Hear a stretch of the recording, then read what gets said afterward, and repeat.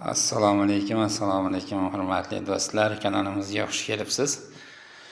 Yana sizlar bilan efirdamiz. Chunki har kuni tovarlarimizni reklama qilib turishimiz kerak.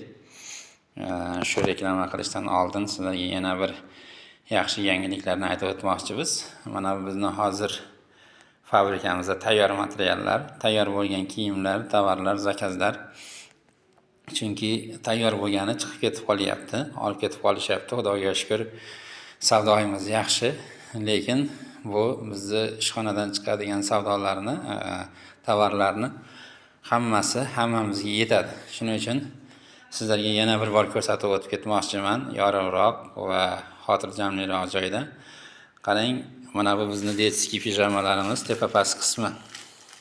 Bu ham kiloga sotiladi. Bemalol bizdan murojaat qilib olishingiz mumkin. Razmerlari har xil razmerlari bor.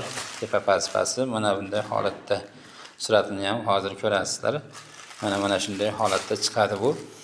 Buni narxini 35 mingdan 40 mingdan gaplashilyapti. Bu aytilish narxlar. Agar siz optim olmoqchi bo'lsangiz, biz narxi yana sizlar bilan kelishishimiz mumkin. Kelishamiz. Qaytalayman, bu aytilish narxi. Lekin optim kiloga yoki optim kilo olmoqchi bo'lsangizlar, bularning narxini hammasini gaplashamiz. O'zgarishi mumkin bular. Yana biri mana bu bizning ayollar uchun pijama.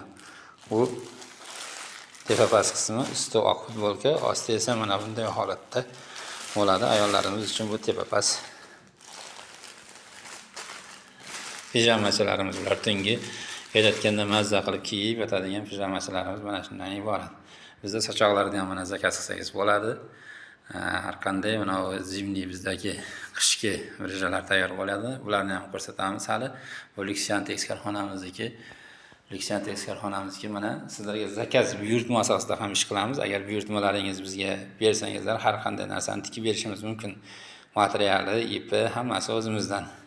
Aziz do'stlar, optimchilar, sotuvchilar va savdoingizning barakasini bersin. Biz bilan birga muloqot qilingizlar, biz bilan birga hamkorlik qilingizlar. Sizlarning biznesingizdan yuritib beramiz. Xudoyim savdoingizning barakasini bersin.